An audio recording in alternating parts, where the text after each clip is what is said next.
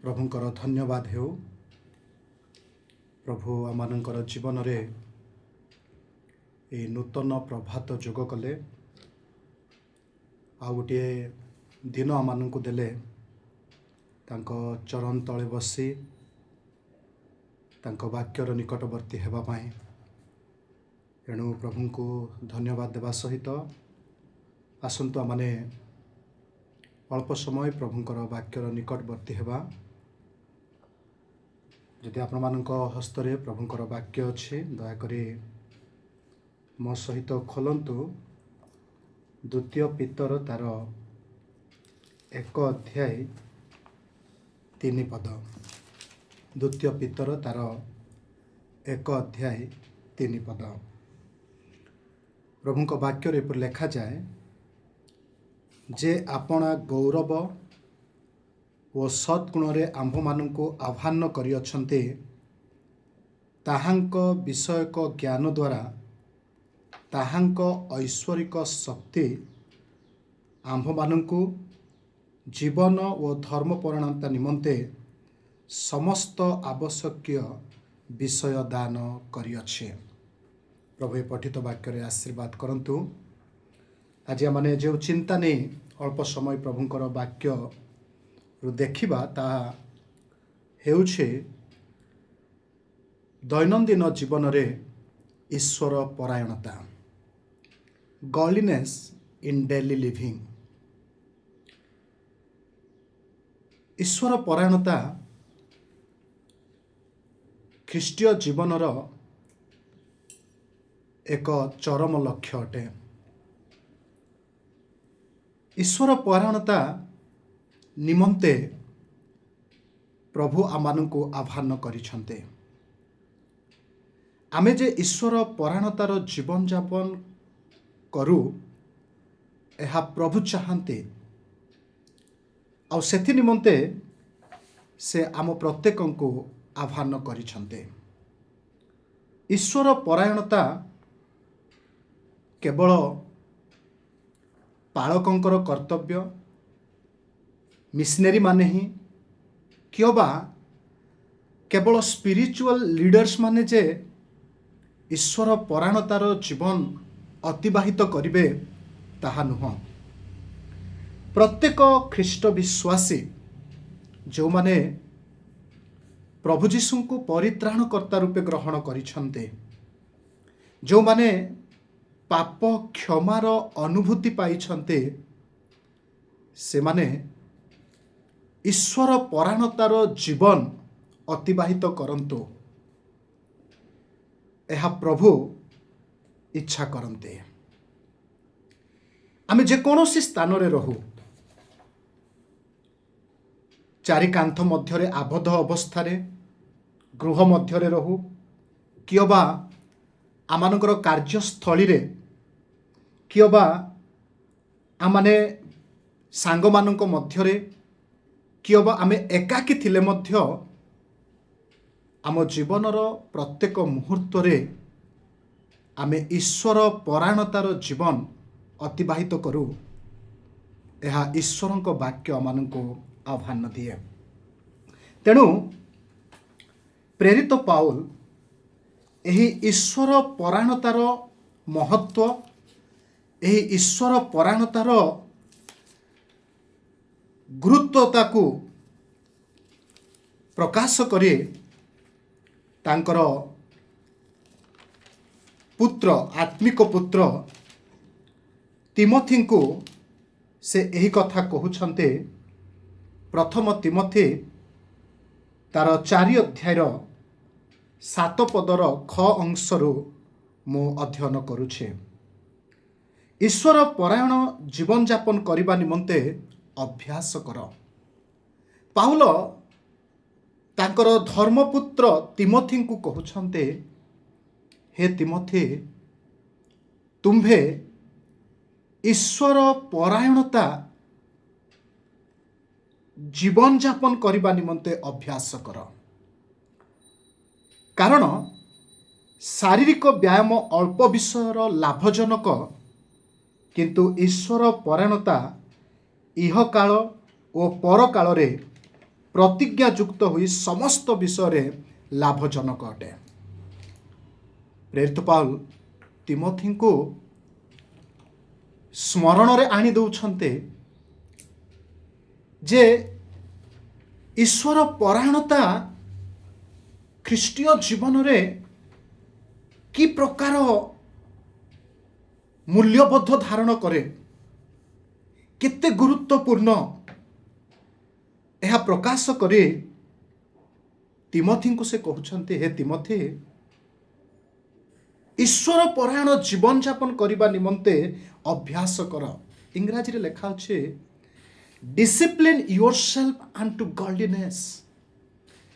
ଈଶ୍ୱର ପରାୟଣତା ନିମନ୍ତେ ଆମେ ଯେ ଆହୁତ ହୋଇଅଛୁ, ଆହ୍ୱାନ ପାଇଅଛୁ, ତାହା ନୁହଁ। ଈଶ୍ୱର ପରାୟଣତାର ଜୀବନଯାପନ କରିବା ନିମନ୍ତେ ପ୍ରତ୍ୟେକ ଖ୍ରୀଷ୍ଟ ବିଶ୍ୱାସୀ ଆମ୍ଭେମାନେ ନିଜକୁ ଡିସିପ୍ଲିନ୍ କରିବାକୁ ହେବ।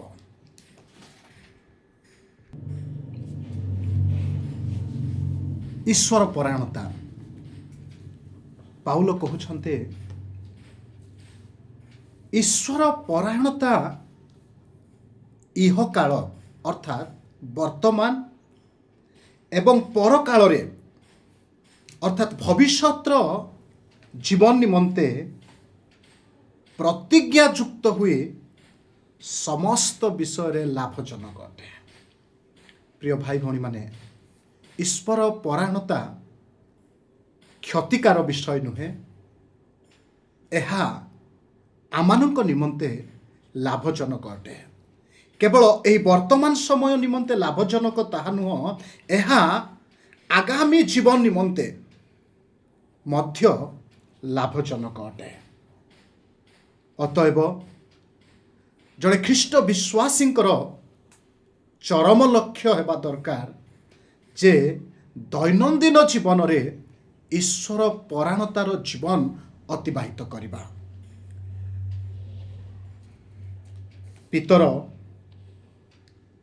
ତାଙ୍କ ପୁସ୍ତକରେ ସେ ଆମମାନଙ୍କୁ ସ୍ମରଣରେ ଆଣି ଦେଉଛନ୍ତି ଯେ ଈଶ୍ୱର ପରାୟଣତା ନିମନ୍ତେ ଯେଉଁ ଉତ୍କୃଷ୍ଟ ଜୀବନ ଅତିବାହିତ କରିବା ନିମନ୍ତେ ଆମମାନେ ଆହୁତ ହୋଇଅଛୁ ବା ଈଶ୍ୱର ଆମମାନଙ୍କୁ ଧର୍ମ ପରାୟଣତା, ଈଶ୍ୱର ପରାୟଣତା ଜୀବନ ନିମନ୍ତେ ଆହ୍ୱାନ କରିଛନ୍ତି, ସେହି ଈଶ୍ୱର ଯେ ଆମମାନଙ୍କର ଈଶ୍ୱର ପରାୟଣତା ନିମନ୍ତେ ଜୀବନଯାପନ କରିବା ପାଇଁ ଯେଉଁ ସମସ୍ତ ବିଷୟ ଆବଶ୍ୟକ ରହିଛି ତାହା ମଧ୍ୟ ସେ ଆମମାନଙ୍କୁ ପ୍ରଦାନ କରିଅଛନ୍ତି। That is the beauty.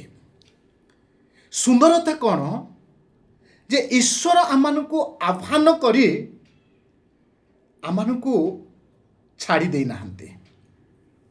ସେ ଆମମାନଙ୍କ ନିମନ୍ତେ ସମସ୍ତ ଆବଶ୍ୟକୀୟ ବିଷୟ ପ୍ରଦାନ କରିଅଛନ୍ତି। ତେବେ ଏହି ଈଶ୍ୱର ପରାୟଣତା କ'ଣ? What do we mean when we talk about godliness? ପ୍ରିୟ ପ୍ରଭୁଙ୍କର ଲୋକମାନେ, ଈଶ୍ୱର ପରାୟଣତାର ଅର୍ଥ ଈଶ୍ୱରଙ୍କ ପରି becoming more like Jesus Christ, ଖ୍ରୀଷ୍ଟଙ୍କ ପରି ଜୀବନ କାଟିବା ବା ଖ୍ରୀଷ୍ଟ ଯୀଶୁଙ୍କ ପ୍ରତିମୂର୍ତ୍ତିରେ ଆମେ ଟ୍ରାନ୍ସଫର୍ମ ହେବା, ରୂପାନ୍ତରିତ ହେବା, ଏହାକୁ ଈଶ୍ୱର ପରାୟଣତା ବୋଲି କୁହାଯାଏ। ଆଉ ଆମେ ଜାଣିବା ଆବଶ୍ୟକ ଯେ ଆମେ ଯେ ଈଶ୍ୱରଙ୍କର ପୁତ୍ର ପ୍ରଭୁ ଯୀଶୁ ଖ୍ରୀଷ୍ଟଙ୍କର ପ୍ରତିମୂର୍ତ୍ତିରେ ରୂପାନ୍ତରିତ ହେଉ, ତାହା ପ୍ରଭୁ ବାଞ୍ଛା କରନ୍ତି। ଆଉ ତାହା ହିଁ ପ୍ରଭୁଙ୍କର ଉଦ୍ଦେଶ୍ୟ ଆପଣଙ୍କ ପାଇଁ ଆଉ ମୋ ପାଇଁ। କାରଣ ଲେଖାଯାଏ ରୋମିଓ ତାର 8:29 କାରଣ ଯେଉଁମାନଙ୍କୁ ସେ ପୂର୍ବରୁ ଜାଣିଥିଲେ ସେମାନଙ୍କୁ ତାହାଙ୍କ ପୁତ୍ରଙ୍କ ପ୍ରତିମୂର୍ତ୍ତିର ଅନୁରୂପ ହେବା ନିମନ୍ତେ ସେ ପୂର୍ବରୁ ନିରୂପଣ ମଧ୍ୟ କରିଥିଲେ, ଯେପରି ସେ ଅନେକ ଭ୍ରାତାଙ୍କ ମଧ୍ୟରେ ଅଗ୍ରଜ ହୁଅନ୍ତି। The purpose of God for your life and my life is to transform into the image of Jesus Christ, the Son of God. ଈଶ୍ୱରଙ୍କର ପୁତ୍ର ପ୍ରଭୁ ଯୀଶୁ ଖ୍ରୀଷ୍ଟଙ୍କର ପ୍ରତିମୂର୍ତ୍ତିରେ ଯେ ଆମେ ରୂପାନ୍ତରିତ ହେବା, ଅନୁରୂପ ହେବା, ଏହା ପ୍ରଭୁଙ୍କର ଉଦ୍ଦେଶ୍ୟ ଅଟେ। ପିତର ଲେଖନ୍ତି, ଏହି ଉଦ୍ଦେଶ୍ୟ ନିମନ୍ତେ ସମସ୍ତ ଆବଶ୍ୟକୀୟ ବିଷୟ ପିତା ଈଶ୍ୱର ଆମମାନଙ୍କୁ ପ୍ରଦାନ କରିଅଛନ୍ତି। ପିତର ଆମମାନଙ୍କର ଆହ୍ୱାନ ବିଷୟରେ କହୁଛନ୍ତି, ଆମେ କି ପ୍ରକାର ଭାବରେ ଆହୁତ ହୋଇଅଛୁ ଆଉ କାହିଁକି ଆହୁତ ହୋଇଅଛୁ ତାହା ମଧ୍ୟ ସେ 3 ପଦରେ ପ୍ରକାଶ କରୁଛନ୍ତି। ପ୍ରିୟ ଭାଇ ଭଉଣୀମାନେ, ଈଶ୍ୱର ପରାୟଣତା ନିମନ୍ତେ କେଉଁ ବିଷୟ ସବୁ ଆବଶ୍ୟକ ରହିଛି? ଯେଉଁ ବିଷୟ ପ୍ରଭୁ ଆମମାନଙ୍କ ନିମନ୍ତେ ପ୍ରଦାନ କରିଛନ୍ତି, ଏହାର ଅର୍ଥ ମୁଁ ଆପଣମାନଙ୍କୁ କହିବାକୁ ଚାହେଁ, we are not striving in our own strength. ଈଶ୍ୱର ପରାୟଣତା ନିମନ୍ତେ ଆମେ ନିଜ ସାମର୍ଥ୍ୟରେ, ନିଜ ଶକ୍ତି ବଳରେ, ନିଜ ଜ୍ଞାନ ବଳରେ ଆମେ ଈଶ୍ୱର ପରାୟଣତାର ଜୀବନ ଅତିବାହିତ କରିପାରିବା ନାହିଁ। ଯଦି ଆମେ ଈଶ୍ୱର ପରାୟଣତାର ଜୀବନ ଅତିବାହିତ କରିବାକୁ ଚାହୁଁଛୁ, ତେବେ ଈଶ୍ୱର ଦେଇଥିବା ରିସୋର୍ସ ଆମେ ଆମ ଜୀବନରେ ପ୍ରୟୋଗ କରିବା ଆବଶ୍ୟକ। ତେବେ 3ଟି ବିଷୟକୁ ମୁଁ କହିବି ଈଶ୍ୱର ପରାୟଣତା ନିମନ୍ତେ ଆବଶ୍ୟକ ବିଷୟ କ'ଣ ଅଟେ। ପ୍ରଥମ ବିଷୟ, ଈଶ୍ୱର ପରାୟଣତାର ଜୀବନ ଅତିବାହିତ କରିବା ନିମନ୍ତେ ପବିତ୍ର ଆତ୍ମାଙ୍କୁ ପ୍ରଭୁ ଆମମାନଙ୍କୁ ଦେଇଛନ୍ତି। ପବିତ୍ର ଆତ୍ମାଙ୍କ ବିହୁନେ ଜଣେ ଖ୍ରୀଷ୍ଟ ବିଶ୍ୱାସୀ ଯୀଶୁ ଖ୍ରୀଷ୍ଟଙ୍କ ପରି ହୋଇପାରିବ ନାହିଁ। ପବିତ୍ର ଆତ୍ମାଙ୍କ ବିନା ଜଣେ ଖ୍ରୀଷ୍ଟ ବିଶ୍ୱାସୀ ଧର୍ମ ପରାୟଣର ଜୀବନ ଅତିବାହିତ କରିପାରିବ ନାହିଁ। ପବିତ୍ର ଆତ୍ମାଙ୍କ ବିନା ଜଣେ ଖ୍ରୀଷ୍ଟ ବିଶ୍ୱାସୀ ସେ ଯୀଶୁଙ୍କ ପରି ହୋଇପାରିବ ନାହିଁ। କାରଣ ପବିତ୍ର ଆତ୍ମା ପିତା ଈଶ୍ୱର ଆମମାନଙ୍କୁ ପ୍ରଦାନ କରିଛନ୍ତି, ଆଉ ପବିତ୍ର ଆତ୍ମା ଆମମାନଙ୍କର ଅନ୍ତରରେ ବାସ କରନ୍ତି, ଆଉ ସେ ଆମମାନଙ୍କୁ ପ୍ରତ୍ୟେକ ଦିନ ଯୀଶୁଙ୍କର ଅନୁରୂପରେ ଗଠନ କରନ୍ତି। ପବିତ୍ର ଆତ୍ମାଙ୍କ ବିନା ମୁଁ କି ଆପଣମାନେ ଈଶ୍ୱର ପରାୟଣତାର ଜୀବନ ଅତିବାହିତ କରିପାରିବା ନାହିଁ। ତେଣୁକରି ସିଫନୀୟ କୁହନ୍ତି, ଶକ୍ତିରେ କି ପରାକ୍ରମରେ ନୁହେଁ, ମାତ୍ର ଈଶ୍ୱରଙ୍କର ଆତ୍ମାଙ୍କ ଦ୍ୱାରା। ପ୍ରିୟ ଭାଇ ଭଉଣୀମାନେ, ପବିତ୍ର ଆତ୍ମା ପରମେଶ୍ୱର ଆମମାନଙ୍କ ନିମନ୍ତେ ପ୍ରଦତ୍ତ ହୋଇଅଛନ୍ତି, ଯେପରି ଆମେ ଈଶ୍ୱର ପରାୟଣତାର ଜୀବନ ଅତିବାହିତ କରିବା। ଦ୍ୱିତୀୟ ବିଷୟ, କେବଳ ପବିତ୍ର ଆତ୍ମା ଯେ ଆମମାନଙ୍କୁ ଈଶ୍ୱର ପରାୟଣତାର ଜୀବନରେ କଢ଼େଇ ନିଅନ୍ତି ତାହା ନୁହଁ, ଈଶ୍ୱରଙ୍କର ବାକ୍ୟ ଯାହା ଈଶ୍ୱର ଆମମାନଙ୍କୁ ଦେଇଛନ୍ତି।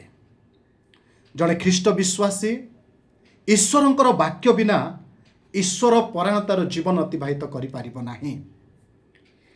ଈଶ୍ୱରଙ୍କ ବାକ୍ୟ ବିନା, କାରଣ ଜଣେ ପ୍ରଭୁଙ୍କର ଦାସ କୁହନ୍ତି, there is no spirituality without scripture. ଈଶ୍ୱରଙ୍କର ବାକ୍ୟ ବିନା ନା ଆତ୍ମିକ ଜୀବନର ସ୍ଥିତି ଅଛି, ନା ଈଶ୍ୱର ପରାୟଣତାର ସ୍ଥିତି ଅଛି। ତେଣୁକରି ଈଶ୍ୱରଙ୍କ ବାକ୍ୟରେ ପ୍ରକାଶ କରାଯାଏ, 2 ତିମୋଥୀ ତାର 3 ଅଧ୍ୟାୟ ଯଦି ଆମେ ଦେଖିବା, 3 ଅଧ୍ୟାୟର 16 ଓ 17 ପଦ ମୁଁ ପଢ଼ୁଛି, ଦୟାକରି ଆପଣମାନେ ଦେଖନ୍ତୁ। ସମସ୍ତ ଶାସ୍ତ୍ର ଈଶ୍ୱର ନିଶ୍ୱାସିତ ଏବଂ ଶିକ୍ଷା, ଅନୁଯୋଗ, ସଂଶୋଧନ ଓ ଧାର୍ମିକତା ସମ୍ବନ୍ଧୀୟ ଶାସନ ନିମନ୍ତେ ଉପକାରୀ, ଯେପରି ଈଶ୍ୱରଙ୍କ ଲୋକ ସିଦ୍ଧ ହୁଏ, ସମସ୍ତ ଉତ୍ତମ କାର୍ଯ୍ୟ ନିମନ୍ତେ ସୁସଜ୍ଜିତ ହୁଏ। ପ୍ରିୟ ଭାଇ ଭଉଣୀମାନେ, ପ୍ରଭୁ ତାଙ୍କର ବାକ୍ୟ ଦେଇଛନ୍ତି। କ'ଣ ପାଇଁ ଦେଇଛନ୍ତି? ଗୋଟେ ସିଦ୍ଧତାର ଜୀବନ କାଟିବା ପାଇଁ, ଈଶ୍ୱର ପରାୟଣତାର ଜୀବନ କାଟିବା ପାଇଁ ଏବଂ ସମସ୍ତ ଉତ୍ତମ କାର୍ଯ୍ୟ ନିମନ୍ତେ ନିଜକୁ ପ୍ରସ୍ତୁତ କରିବା ପାଇଁ, ସୁସଜ୍ଜିତ କରିବା ପାଇଁ। କହିବାକୁ ଗଲେ ଈଶ୍ୱରଙ୍କର ବାକ୍ୟ ବିନା ଆମେ ଧର୍ମ ସମ୍ବନ୍ଧୀୟ ଶାସନ, ଧାର୍ମିକତା ସମ୍ବନ୍ଧୀୟ ଶାସନ କିମ୍ବା ସିଦ୍ଧତା ଆଡ଼କୁ ଅଗ୍ରସର ହୋଇପାରିବା ନାହିଁ। ତେଣୁ ପ୍ରଭୁ ଜାଣନ୍ତି ଯେ ଈଶ୍ୱର ପରାୟଣତାର ଜୀବନ ନିମନ୍ତେ ଈଶ୍ୱରଙ୍କ ବାକ୍ୟ ଆବଶ୍ୟକ। ତେଣୁ ସେ ଆମମାନଙ୍କୁ ଈଶ୍ୱରଙ୍କର ବାକ୍ୟ ଦେଇଅଛନ୍ତି। ତୃତୀୟ ବିଷୟ ମୁଁ କହିବାକୁ ଚାହିଁବି, କେବଳ ପବିତ୍ର ଆତ୍ମା ପରମେଶ୍ୱର ଆମମାନଙ୍କୁ ଦିଆଯାଇଛି ଈଶ୍ୱର ପରାୟଣତା ନିମନ୍ତେ ତାହା ନୁହଁ। ଈଶ୍ୱରଙ୍କ ବାକ୍ୟ ଦିଆଯାଇଛି। ତୃତୀୟ ବିଷୟ, ପ୍ରଭୁ ତାଙ୍କର ଅନୁଗ୍ରହ ଦେଇଛନ୍ତି। ମୁଁ କହିବାକୁ ଚାହେଁ, ପବିତ୍ର ଆତ୍ମା ପରମେଶ୍ୱର ହି ଷ୍ଟ୍ରେଂଥେନ୍ ଅସ୍, ଦ ୱର୍ଡ ଅଫ୍ ଗଡ୍ ଗାଇଡ୍ସ ଅସ୍, ଏବଂ ଈଶ୍ୱରଙ୍କର ଅନୁଗ୍ରହ ଆମମାନଙ୍କୁ ଦିଆଯାଇଛି ଯେପରି ଆମେ ଈଶ୍ୱର ପରାୟଣତାରେ ବୃଦ୍ଧି ଲାଭ କରୁ। ଯଦି ଆମେ ତିତସଙ୍କ ପୁସ୍ତକ 2 ଅଧ୍ୟାୟ 11 ପଦରୁ ପଢ଼ିଯିବା, ଏହି ଅନୁଗ୍ରହ ଜଣେ ଖ୍ରୀଷ୍ଟ ବିଶ୍ୱାସୀଙ୍କୁ କ'ଣ କରେ ତାହା ପାଉଲ ସ୍ପଷ୍ଟ ଭାବରେ ଲେଖୁଛନ୍ତି। ଅନୁଗ୍ରହ କେବଳ ପରିତ୍ରାଣ ଦିଏ ତାହା ନୁହଁ, ଅନୁଗ୍ରହ ଆମମାନଙ୍କୁ ପବିତ୍ରତାର ଜୀବନଯାପନ କରିବା ପାଇଁ, ଈଶ୍ୱର ପରାୟଣତାର ଜୀବନଯାପନ କରିବା ପାଇଁ ଆମମାନଙ୍କୁ କ'ଣ କରେ ନା ଲିଡ୍ କରେ, ଗାଇଡ୍ କରେ। ଆବଶ୍ୟକୀୟ ସୂଚନା, ଆବଶ୍ୟକ ଗାଇଡଲାଇନ୍ ଈଶ୍ୱରଙ୍କ ବାକ୍ୟ ପ୍ରଦାନ କରେ। ପୁଣି ଏହି ଅନୁଗ୍ରହ ପ୍ରଭୁ ଯୀଶୁ ଖ୍ରୀଷ୍ଟଙ୍କର ଆଗମନର ଅପେକ୍ଷା କରିବା ପାଇଁ ଆମମାନଙ୍କୁ ଉତ୍ସାହ ଦିଏ। ପ୍ରିୟ ଭାଇ ଭଉଣୀମାନେ, ଆମମାନଙ୍କର ପରମେଶ୍ୱର କେତେ ଦୟାଳୁ। ସେ ଈଶ୍ୱର ପରାୟଣତା ନିମନ୍ତେ ଆହ୍ୱାନ କଲେ, ସେ ଆମମାନଙ୍କର ଆବଶ୍ୟକତା ଯୋଗାଇଲେ। ତେବେ ଆମମାନଙ୍କର ଦୈନନ୍ଦିନ ଜୀବନରେ ଆମେ କିପରି ଈଶ୍ୱର ପରାୟଣତାରେ ବୃଦ୍ଧି ଲାଭ କରିବା, ବା ଆମମାନଙ୍କର ଦୈନନ୍ଦିନ ଜୀବନରେ ଈଶ୍ୱର ପରାୟଣତା, ଗଡଲିନେସ୍ କିପରି ରିଫ୍ଲେକ୍ଟ ହେବ? Godliness in daily life, how it looks like, এটা কিপରି ଦେଖାଯିବ? କେତୋଟି ପ୍ରାକ୍ଟିକାଲ ବିଷୟକୁ ମୁଁ କହିବାକୁ ଚାହିଁବି। ପ୍ରଭୁ ଚାହାନ୍ତି ଈଶ୍ୱର ପରାୟଣତା ଆମମାନଙ୍କର ସ୍ପିଚ୍ରେ, ଆମମାନଙ୍କର କଥାବାର୍ତ୍ତାରେ ପ୍ରତିଫଳିତ ହେବା ଆବଶ୍ୟକ। ଆମମାନଙ୍କର ଚିନ୍ତା ଦ୍ୱାରା ପ୍ରତିଫଳିତ ହେବା ଆବଶ୍ୟକ। ଆମମାନଙ୍କର ମନୋନୟନ ଦ୍ୱାରା ପ୍ରତିଫଳିତ ହେବା ଆବଶ୍ୟକ। ଏବଂ ଈଶ୍ୱର ପରାୟଣତା ଆମମାନଙ୍କର ରିଲେସନସିପ୍ରେ ମଧ୍ୟ ପ୍ରତିଫଳିତ ହେବା ଆବଶ୍ୟକ। ତେବେ ପ୍ରଥମ ବିଷୟ, ଈଶ୍ୱର ପରାୟଣତା କିପରି ଆମମାନଙ୍କର ସ୍ପିଚ୍ରେ, ଆମମାନଙ୍କର କଥାବାର୍ତ୍ତାରେ ପ୍ରକାଶିତ ହେବ ବା ପ୍ରତିଫଳିତ ହେବ। ଏଫେସୀୟ ପୁସ୍ତକ ତାର 4 ଅଧ୍ୟାୟ 29 ପଦରେ ପାଉଲ କହିଲେ, ତୁମ୍ଭମାନଙ୍କ ମୁଖରୁ କୌଣସି କୁବାକ୍ୟ ନିର୍ଗତ ନ ହେଉ, ବରଂ ଆବଶ୍ୟକତା ଅନୁସାରେ ନିଷ୍ଠାଜନକ ବାକ୍ୟ ନିର୍ଗତ ହେଉ, ଯେପରି ତାହା ଶ୍ରୋତାମାନଙ୍କର ଅନୁଗ୍ରହ ପକ୍ଷରେ ହିତଜନକ ହୁଏ। ଆମମାନଙ୍କର ସ୍ପିଚ୍ प्रिय भाई भनी बहुत गुरुत्वपूर्ण आमर हृदयर अवस्था आमर मुख द्वारा प्रकाशित हुए तेणुक आमर शब्द आमर speech we should choose such a word that bless other not to break other आमर कथबार्ता अन्य मानक आशीर्वाद करने दरकार एवं भांगिबा आमर कथबार्ता जदि भांगुछि अन्य मानक तेबे आमर ईश्वर परायणतार क्वेश्चन मार्क उठुछि। द्वितीय विषय ईश्वर परायणता आमर चिंतार रहिबा दरकार।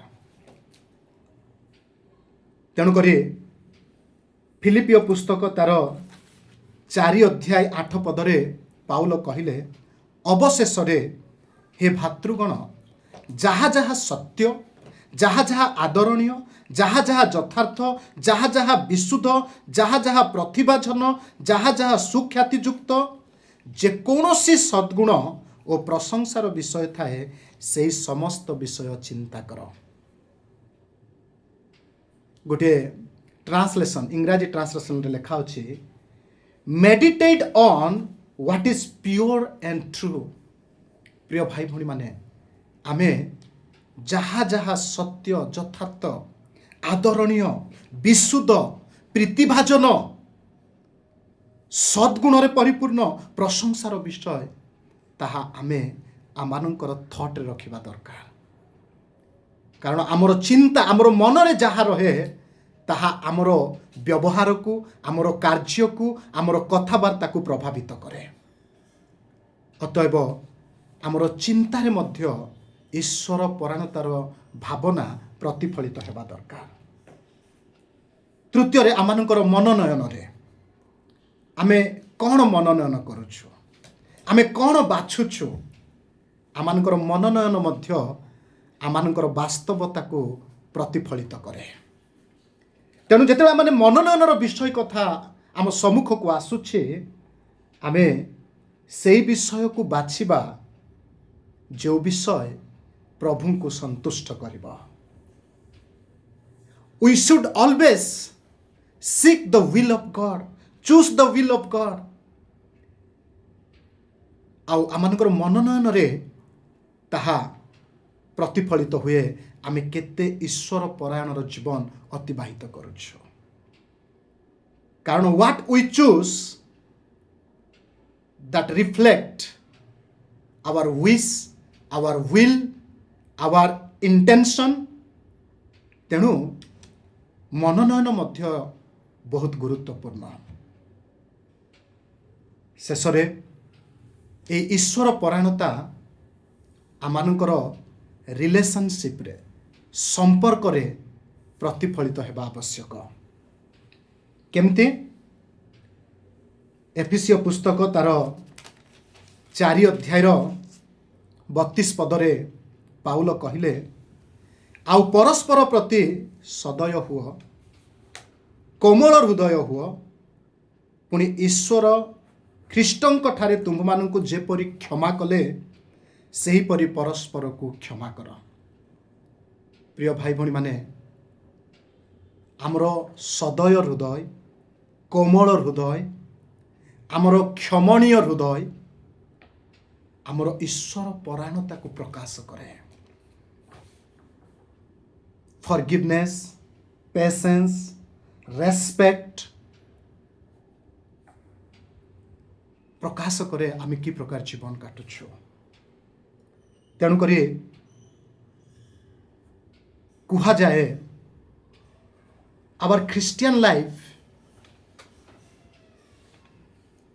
प्रतिफलित हुए आमे अन्य मानकु कि प्रकार व्यवहार करुछु। How we treat other that proves our genuine Christian life. तेणु आमर संपर्क रे आमनकर भाई सहित पड़ोसी सहित आमनकर सहविश्वासी सहित आमनकर सहकर्मी सहित आमनकर संपर्क कि प्रकार ताहा गुरुत्वपूर्ण अटे। चतुर्थरे आमानकर प्राइवेट लाइफ आमानकु केही देखु नथिला बेले हाँ देखुथिबा बेले तो आमे समस्ते